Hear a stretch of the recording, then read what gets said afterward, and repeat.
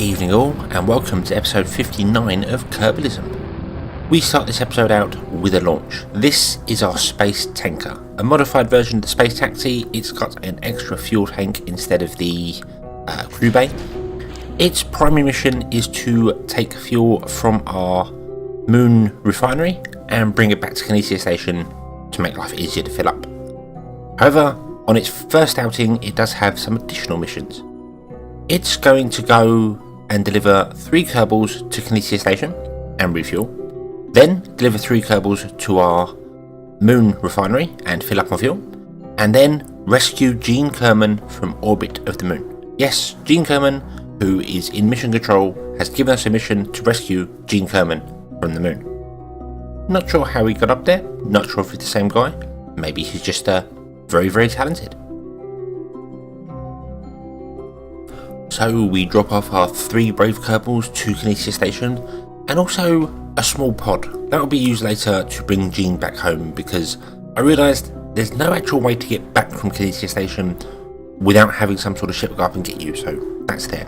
We also repair the RCS, and then detach and head on out to the moon.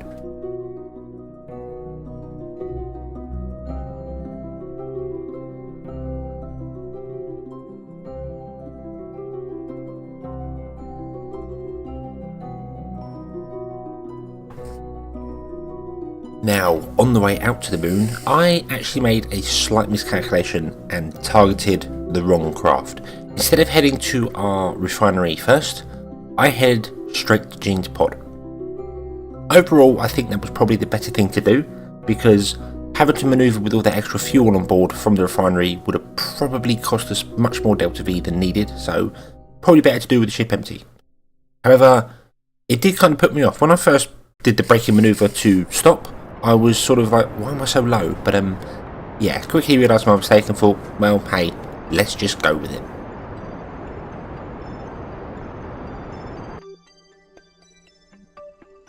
Yes, we have found Gene Kerman. He is here, and slightly overshot the burn there, but shouldn't really matter. Let's just slow ourselves down, and we'll go and have a look at Gene. Well, at least he's not in a garage door this time. He's in an inline boarding ramp. Oh, that's interesting. They open up at the bottom here, so Kerbals can walk on when a craft is landed. So, we would need Gene to come out, EVA. The hatches are obstructed. Yeah, you need to open the boarding ramp.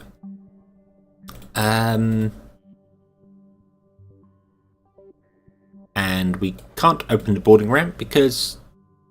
I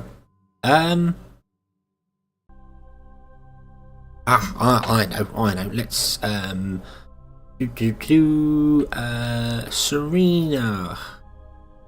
You are engineer. Out you come. You're going to go over and open that door for him. I really hope. I'm not sure whether Kerbals can actually open the doors from the outside. I would assume so. How else would you get back in your spaceship?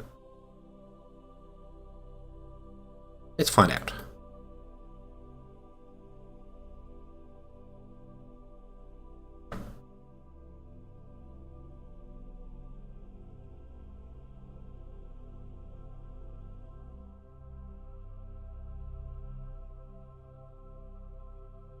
Oops, slow down. And where's the door? Where's the door? There it is. And the bottom. Oh, can you open the door? Oh no. Yes, you can. Deploy the boarding ramp. Get away from it, because doors are bad for Kerbal's health. There we are. And that should mean now Gene can get out. And there he is. Excellent. You have been rescued, Gene. Well, you've been found. Let's put it that way. So off you go. You as well. Off you go.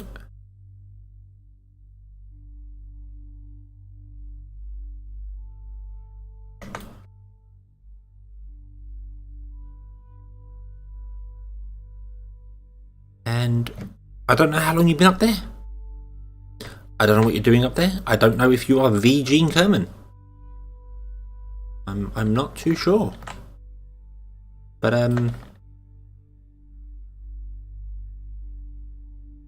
we have found you, and welcome back, Gene.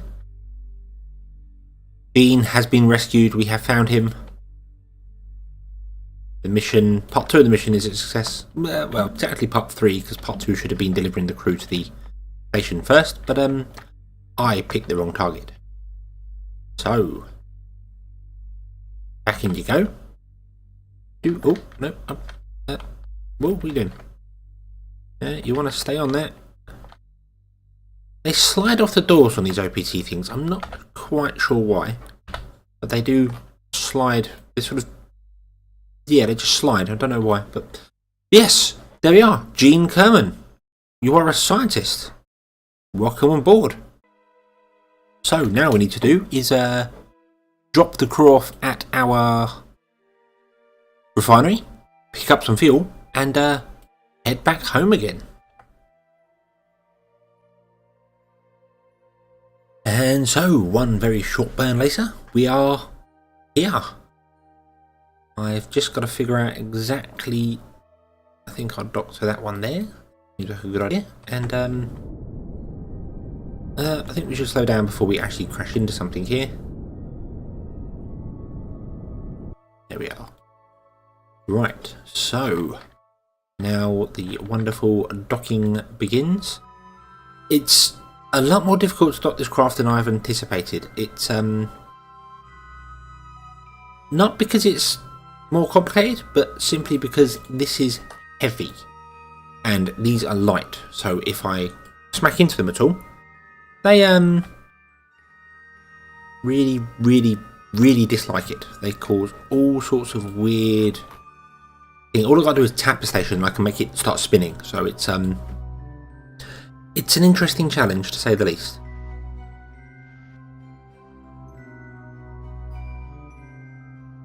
But still, docking is a very slow procedure with this. I've got to go very carefully. I've got the thrusters set into docking mode or flight mode. I don't know what it is. So they're very small because these are really overpowered. These new bits from OTP, the add-on swoosh. I don't know what they're called. Aerodynamic OMS. So yeah, they're ridiculously powerful. I think 4 of these set to thrust is about the same as like one nuclear engine in thrust power. But yeah, they're a little bit on the manic side. So running them in docking mode makes things a damn sight easier, but also very interesting for if you need to move away from something very quickly. Having the thrusters in docking mode doesn't help at all. I very nearly crashed into some things many times because of that. But I think overall we're good.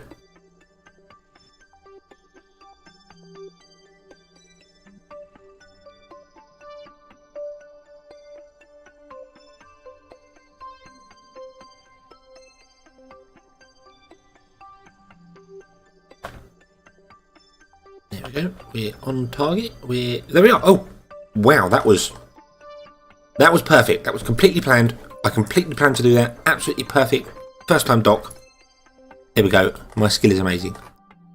And if you believe that, yeah. So, right, we are here, and we need to transfer our crew over. So, transfer crew. Kindred, our brave pilot, you are going into there. Eleanor, who is our scientist, you are going into there, I suppose. And Serena, who's our engineer, is also going in there. So they're all in that point there. I've got a scientist, an engineer, and a pilot on each and every one of them.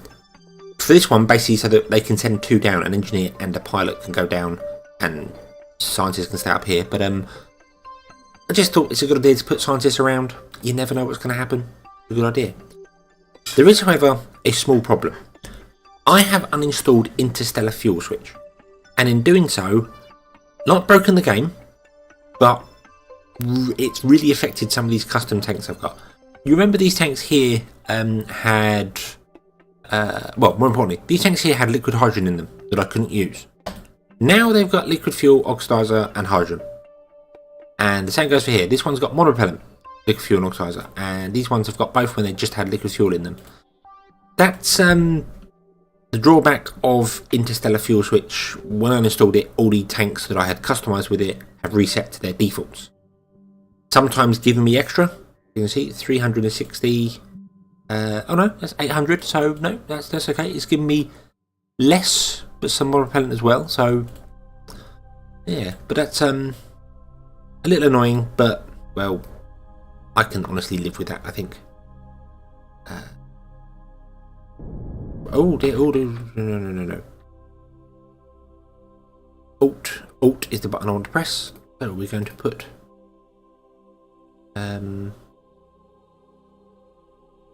Oh, sorry, all the liquid fuel and oxidizer in the bottom tanks. So what I want to do, or in fact, actually, tell a lie, what I want to do is fill up our tanker. That should be our first port of call. So let's fill that one up. We'll also fill up the liquid fuel reserves for the nuclear engines.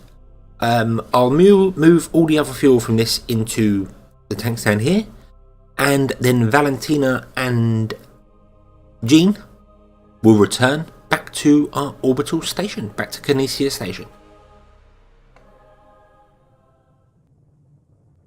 And here we are, entering the atmosphere. I am keeping the nose up very, very high. I've chosen to basically completely belly flop into the atmosphere to try and get as much resistance up as possible. I feel I'm going to lose some solar panels on the bottom though.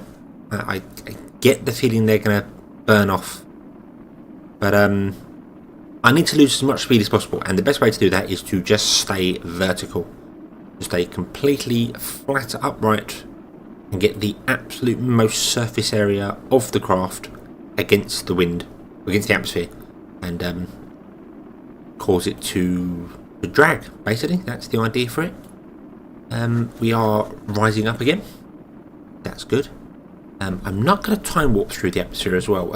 I used to do an aeroburns, put it on 4 times time warp to get it done, but it has weird heating effects. I've noticed at 4 times it tends to things get hotter than they would do if you weren't at 4 times. I'm not sure quite what happens there, but it's a weird thing. So yeah, we'll just go through the atmosphere at normal speed, come out the other side, and when we get up back to 70k, I'll have a look at where our apoapsis is. And we're back up out of the atmosphere, and we brought ourselves down to just over 2 million meters, 2.145 kilometers, which that's pretty good. That's pretty good aero braking. I think we'll go around and do one more belly flop aero brake, and see where that brings us, and hopefully it'll be somewhere near our 250. You can adjust how much it goes by just simply pitching. If you pitch the nose down, you'll lose less speed, so less height. So if I notice that's dropping too far, I can just pitch the nose down and slow it down, slow down its rate of slowing us down. That's a weird statement, but yeah, I can lower the resistance of the craft, which means we will not slow down as quickly. So yeah, let's go around again and do it all again.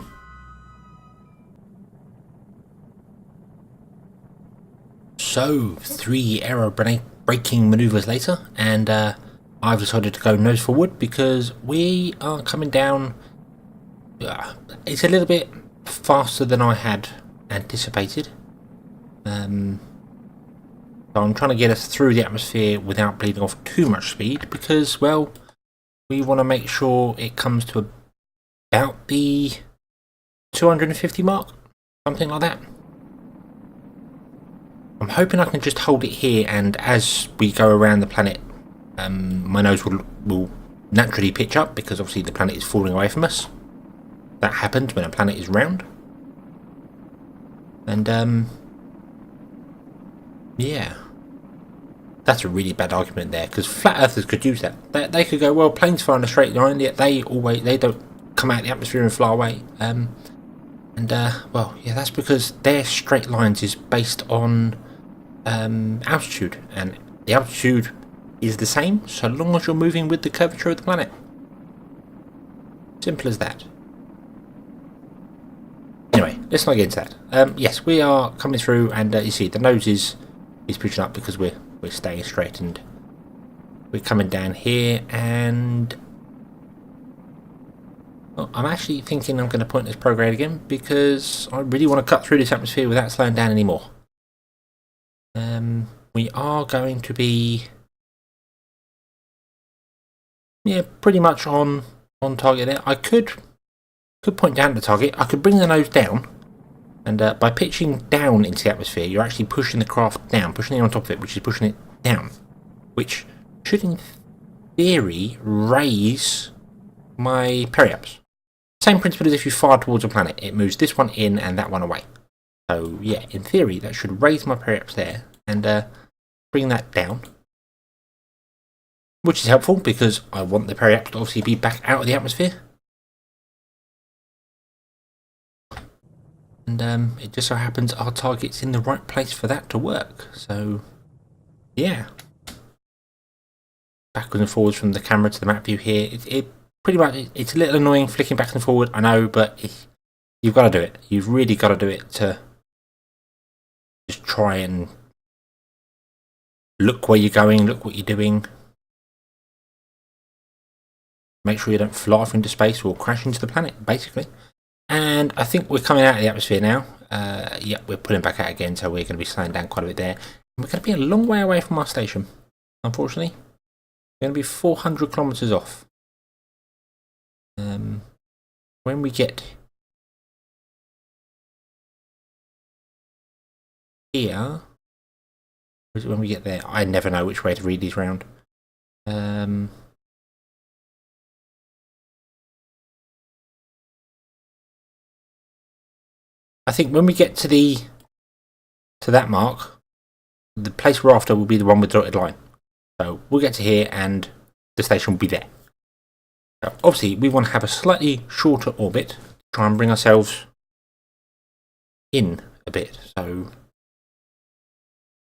let's actually point our nose down a bit more, shall we? Also, we've just got this last 9k.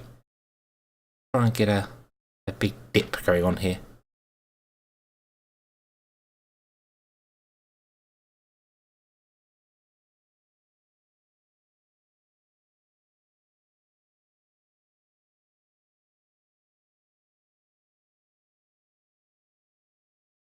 No, we're periaps is dropping again now, so yeah, we're just getting resistance rather than lift or push. But we are below the marker here. I could, if I wanted to, slow down a bit more and, well, lower my orbit a bit more and then catch the station up over here somewhere. But I think I'm going to go out to our apoaps and burn up a little bit here and just getting out of the atmosphere. And because we're in a lower orbit, we will catch the station up. And then we could meet it next orbit round, I think. That's the plan. So I'll hopefully see you when we're at the station. And there we go. By raising our periaps up to 170 and doing a very small manoeuvre at the end there, I am going to crash into the station when I get around. Apparently that separation is at 0. So yes, I will meet you over there. Hopefully without any big boom.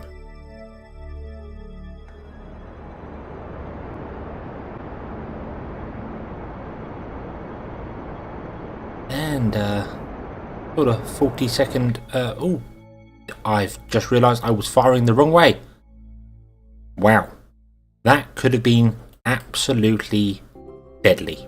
That really could have. I should have been set to target. So I have accidentally just accelerated past the station And yes, that was very foolish.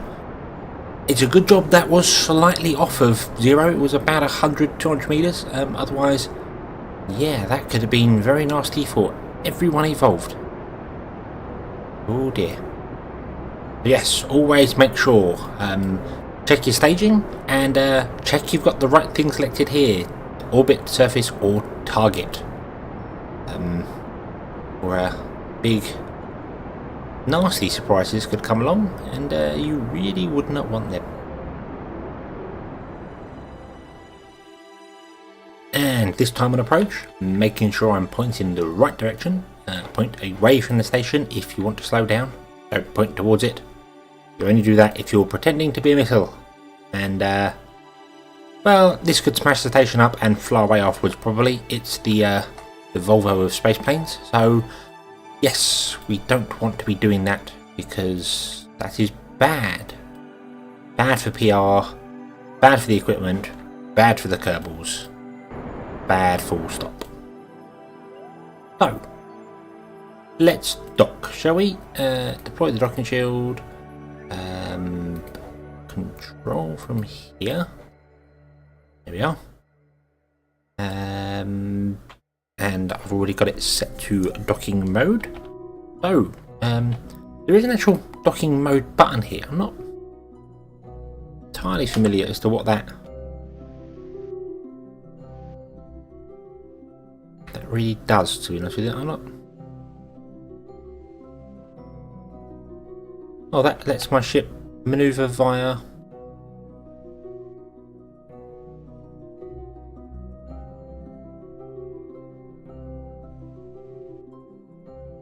I'm not entirely sure what docking mode does, but I'm going to go back to normal mode so that I can turn my ship around.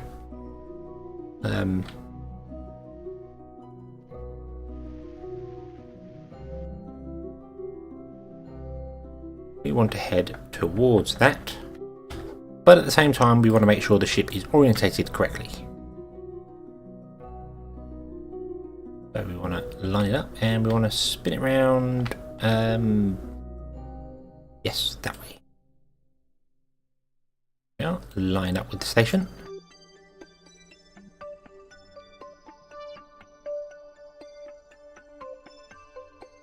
I don't intend to show all of the docking maneuvers off on camera. I know these will get a bit tedious, like the maneuver nodes, but for the minute it's still new to me, or relatively new to me. So I'm going to show it off, show how I do it, and you can all tell me I'm doing it terribly wrong, and hopefully tell me why I'm doing it wrong. Not just tell me I'm doing it wrong, that's not helpful. But if you tell me why I'm doing it wrong, or why you think I'm doing it wrong, or how you do it, I know there's the mod docking alignment tool. I know that exists. I have used it in the past, and I don't really think it's needed. I mean,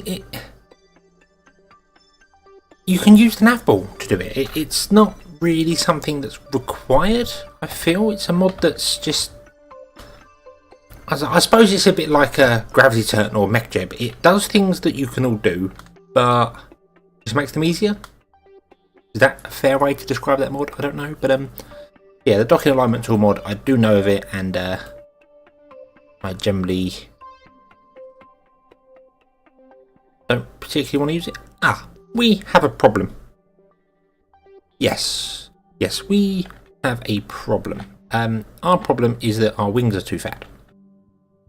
The rear wings hit the top of the greenhouses, so that's obviously not going to help. Oh.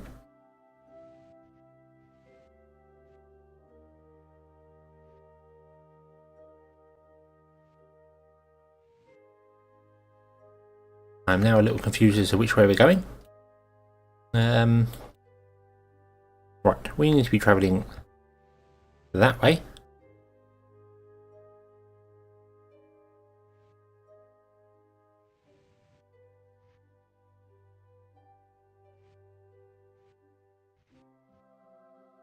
And and turn it all off and let the magnets do the job, and hopefully the wing will miss. A little bit of rotation there. Oh no, turn back, turn back.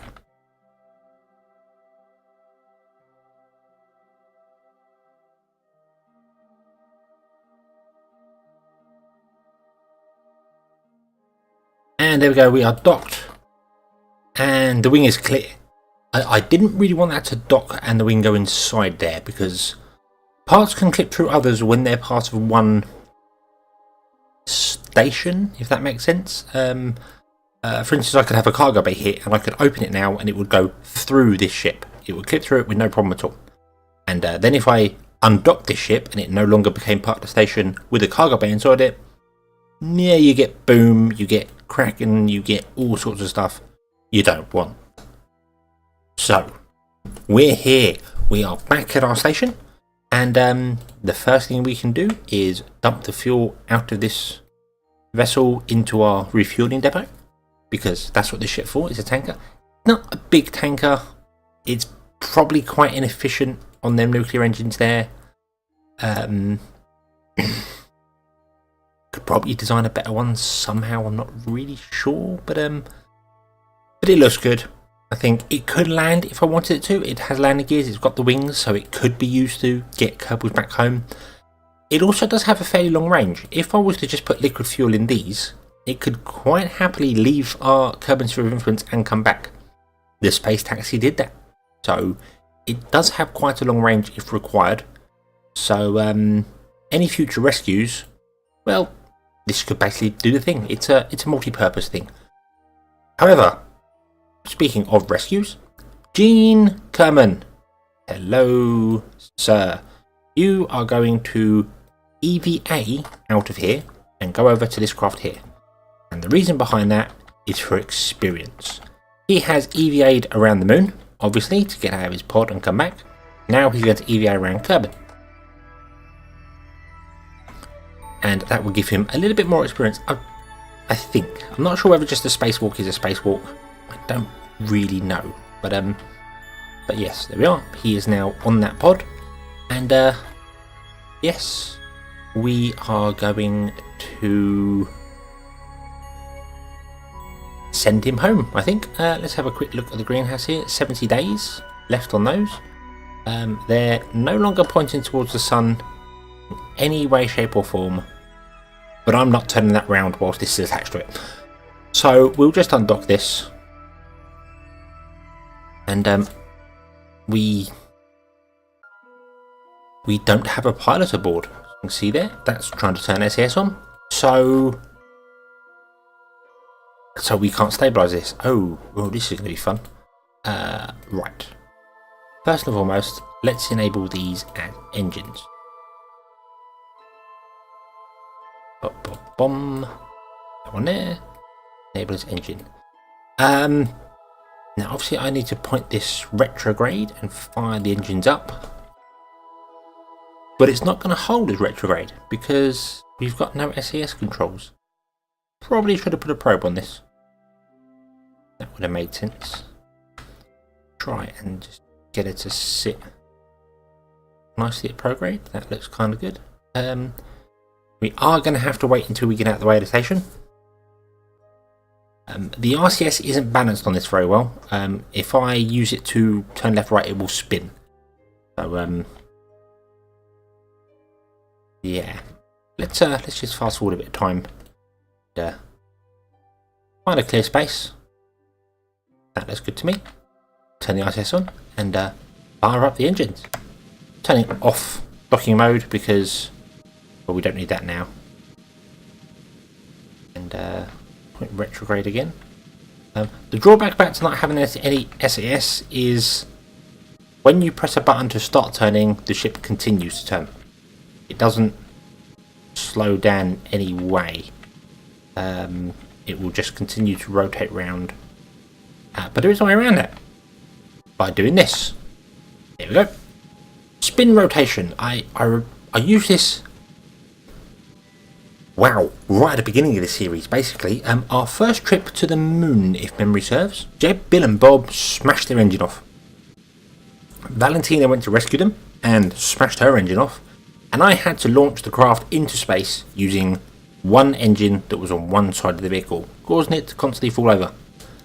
By spinning, if you can imagine looking at the vehicle, imagine this isn't spinning now. If the engine is fitted to the side, when that fires, so the thrust comes out of here, which means that the ship turns that way. That's general thing, because the thrust is over this side, it will turn that way.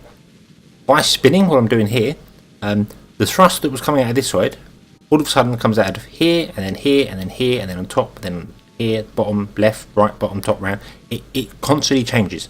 So although the craft wobbles, it will go in a straight line because the thrust eventually, if you're spinning fast enough, is going in a straight line. And that's what I'm doing here, spinning up to slow down. We are slightly off centre there, but it doesn't matter. So long as we're firing roughly retrograde, it should be fine. I'm probably preaching to the choir there. You probably all know about spin stabilisation and how it works. Lots of early rockets did it. I think a lot of the sounding rockets, they had their fins slightly off, so that it would cause the craft to spin. Because obviously they didn't have any guidance on them. They couldn't turn them or anything. They weren't like a plane. So rather than firing up and them going sort of, instead of coming, imagine firing off the planet there, instead of coming straight up, they would go and crash into people and boats and alien spaceships and stuff. But no, instead they made them spin, and then they went straight up, or at the angle they fire them at, and landed safely in the ocean. That's where pretty much every rocket goes. Pretty sure that's why they're fired from the coast. So if something goes wrong, they go splash rather than boom, because well, people live on the land and don't really live on the sea. Anyway, there we are. Our periaps is low enough for us to be captured. I don't know if it's low enough for us to be completely captured, so I'm going to drop it down to 50 and stop there. There we are. And this heat shield is going to obviously be the first thing to go in. It's the heaviest part of the vessel, and it's designed, shaped to be that sort of aerodynamic to cause it to always be in there. So heat shields, naturally, with no SES, heat shields will always go first. Unless, of course, you've got like a big orange tank here full of fuel. That's just going to be heavier. That's how it works. So, yeah. Let's speed up time. I don't have persistent rotation installed. Probably should. That would make life interesting. Although I've heard it makes life very complicated for asteroids. And asteroids are what we want to do next. So, let's bring Gene Kerman home. And hopefully he'll come home with a nice gentle plonk and not a horrible kaboom. So with that complete, we obviously now have lots of funds, 2.3 million. We've got lots of science, an awful lot of science. So let's spend some of this, shall we? Because we need to build something a bit more dramatic. We are going to need the grabber. It always seems like a waste buying that, only the one in there, but yep, we need the grabber. We are also going to need some big fuel tanks, and I really want the vector engines. These are very useful because they have a large gimbal. They can angle themselves 10.5 degrees.